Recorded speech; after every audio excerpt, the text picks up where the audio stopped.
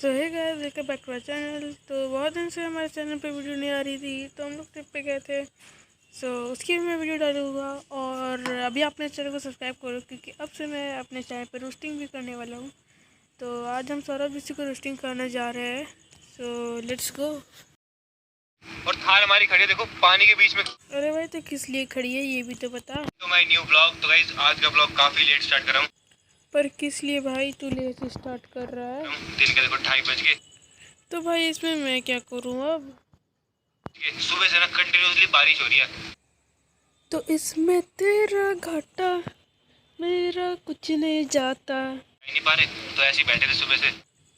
पर क्यों भाई तू ऐसे ही बैठा हुआ है? तो हाँ देखो, लेकिन मस्त मौसम हो रखा है, देखो पूरा बारिश बारिश का। भाई अभी तो तेरा मुँह चाट था बारिश की वजह से, पेड़ खुश हो गया भाई, गजब। खैर छोड़ो, मिलते हैं अगली वीडियो में, तब तक के लिए बाय।